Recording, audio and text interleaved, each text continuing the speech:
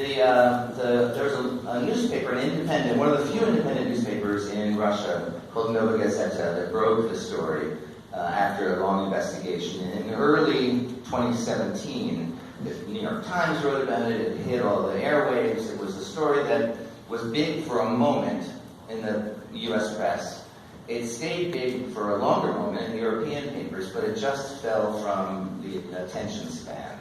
I read an article in the New Yorker this summer of 2017 about what it was like to be in the middle of this crisis when the world was paying no attention. And the article was about the incredible fortitude and cleverness and bravery of ordinary LGBT activists on the ground in Russia who took it upon themselves to come to the aid of the people in Chechnya and other parts of the country even who were being threatened in this way. And they built this vast secret underground network that brought hundreds of people now to safety in other countries. And that's the work that was being done by the community center that Olga ran and by the LGBT Network, which is the largest national organization for queer folks in Russia. So it was from those articles that I thought I had to jump in right away, and I was there in August, so I've been with this gang of folks for 2.5 years, covering their work, traveling with them as they're extracting people from dangerous situations, and being embedded also in the shelter to see what shelter was like there. Yes. How did you get such great access without compromising the mission? How did we get access without compromising the mission? We took all of our advice from David, who is the security coordinator for the entire operation. And we asked him before we did anything, before we went anywhere, before we traveled. We got approvals from him about even how to travel, whether or not we could travel directly into a place or to some other place, change our mode of transportation to continue on. So our main goal, and Oswald and I were shooting on the ground in Russia, our main goal was to make sure that no one saw us entering this underground network, and that no one thought we were making films. We were shooting on very kind of unobtrusive equipment, mostly. I was shooting on a cell phone. Oswald was shooting on like a tourist camera, a consumer Sony. So no one did actually discover that we were doing that. And we also, with Olga's encouragement, met with many people and said, can we shoot you in a way where we could actually see your face so that we could see what it's like to suffer this kind of an atrocity, what it's like to be so dislocated even from your family and from your country and your culture and everything you had known, and to be forced into exile the way they have been. And no one else had shot them that way. Everybody shot them in dark, as you saw early on. And I promised everybody that I would disguise them, and that I would work with them to make sure that the disguise was actually an effective disguise. And that's when we came up with this new technique that you saw in the film. And so those were the two really key things that we were doing for security, and in partnership with people who were operating on the ground. There's a question back here. Do you still feel in danger here in the United States, and was Anya ever found? And who are you asking? The film. There's only one person here who's in the United States, and that's Olga, so maybe you want to talk about that.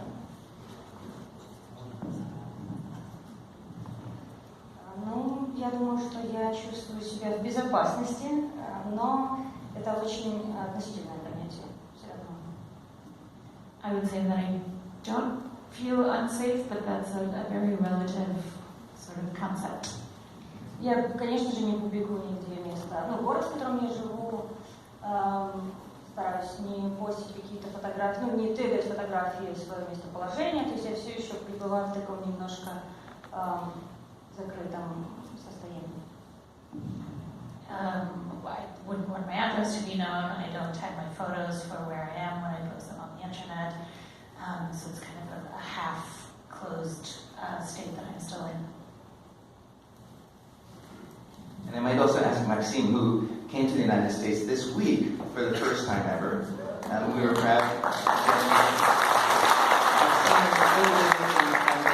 Circumstances in Europe, and so this is an unusual moment for him to be standing like this in front of a big crowd. Do you feel safe? Do you feel safe? Нет, я скажу нет.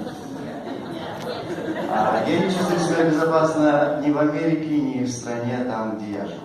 I don't feel, no. I don't feel safe here, and I also don't feel safe in Europe and where I live. К сожалению, я не могу сам себя защитить и как-то обезопасить всю свою семью, нас много. У меня 2 инвалида, это мама и сестра, и 2 детей под моей ответственностью, поэтому нелегко удержать информацию закрытой. I can't really protect myself, and I can't protect my family by myself. I have 2 family members who are disabled, and I'm taking care of 2 kids at the moment, so it's not easy. Do you want to address this, David? Because for you it's a little different. You're still working there. You're still doing this work. And this film really puts it on a different level.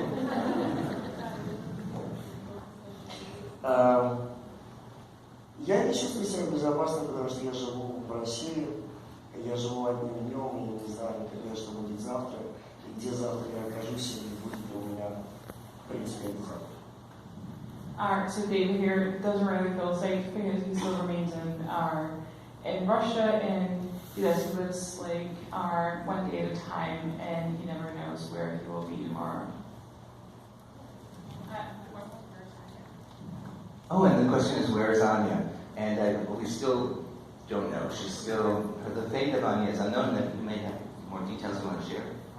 We know that she's alive, that she's back to Chechnya, and that she's alive. She communicates with some of our former refugees and dependents, but we don't really know what her current state is. I think that's brief. Terrific.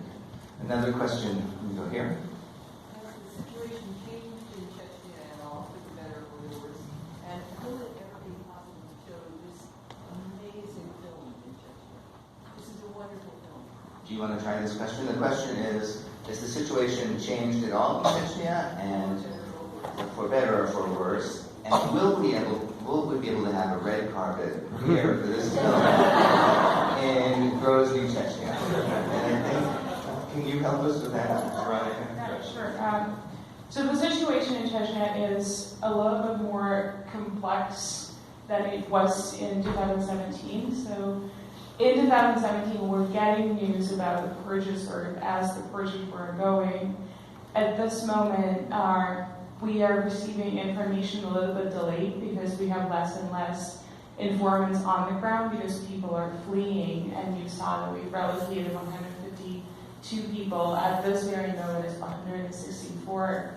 And so we have less and less informants, we have less and less knowledge about what's going on in Chechnya. So we have to organize field missions and monitoring missions, as you saw in the movie. We also understand that the tortures that people are exposed to are becoming more brutal. They are now exposed, they weren't exposed previously, but they're now exposed to a lot of sexualized violence, and their identity documents are being taken away from them so they cannot leave the Republic because you have to have a travel document to sort of get out of Chechnya on the plane. So we also have to organize rescue missions, like you saw in the movie, more and more often to just bring people out. So it seems like it's becoming worse and worse with every year, and you can't really plan ahead because, one day at a time you have 2 people who apply for our assistance, and then all of a sudden the new wave of purge begins, and then you have 30 people in your safe houses. So it's now very certain how this will be developing. and what will come next, basically. Thank you. There was a question, though, about do you think anybody in Chechnya will see this film?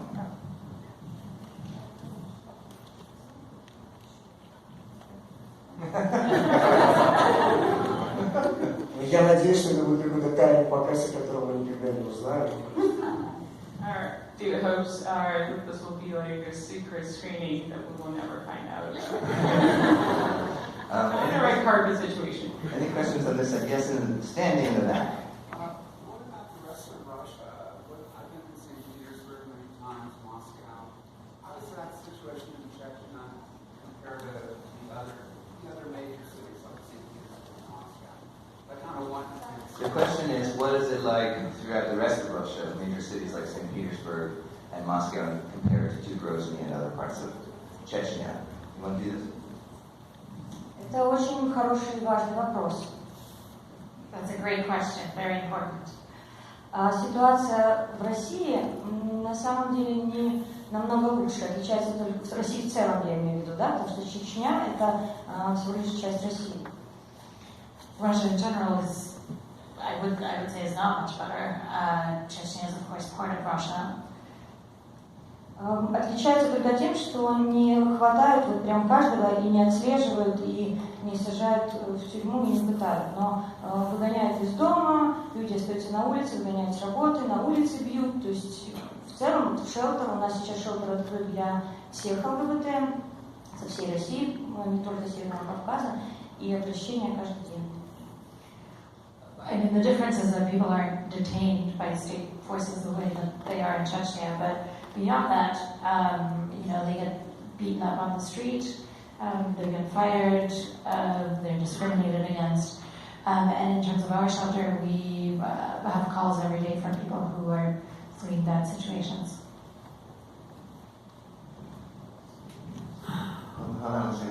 Yes. So this is my 14th Sundance. I don't think I've ever felt a room as motivated to act as this one. Excellent. And I'm a United States Marine. I can promise you that what we need to do first is remove and punish our accomplice in chief, Donald Trump.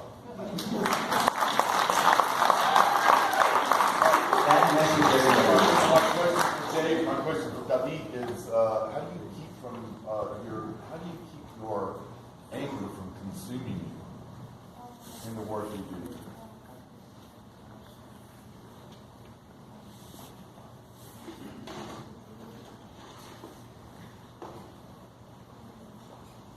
Этот вопрос, они меня пожирают.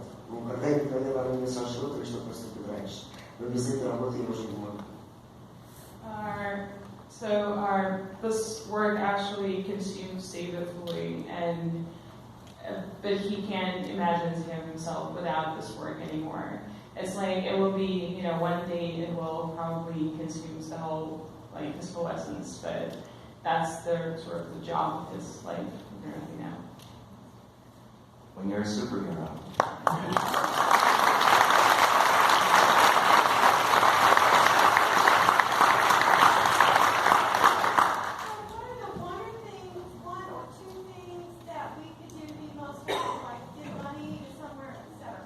What are the one or two things that we all can do to help make a difference?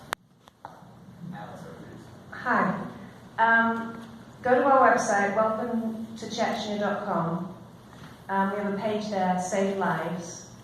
The first thing that you can do is donate to the organizations represented in front of you right now. So the LGBT Network, Moscow Community Center for LGBT Initiatives. We canvassed, and Maxime and his family, I'm so sorry, I'm off my game. Maxime and his family, and he's also raising money to help with the court case, which is currently in the European courts. So he needs finances to get through those.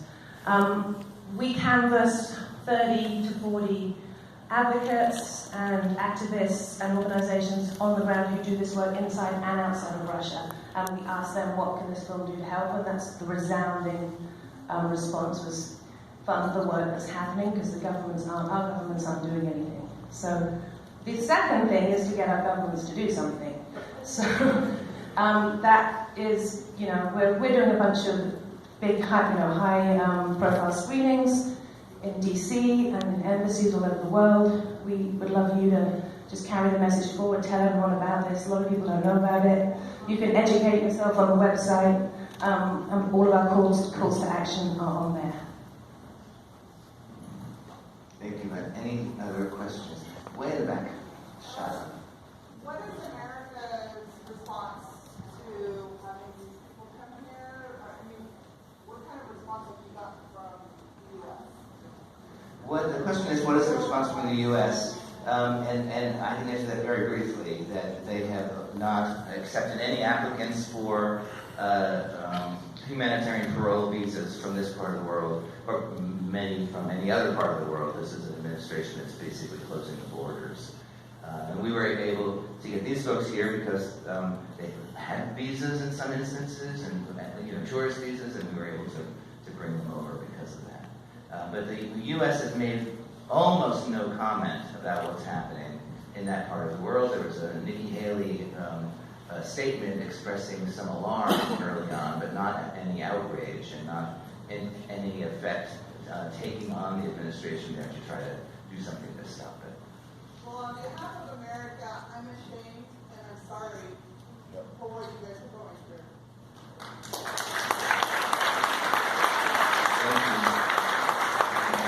Sure.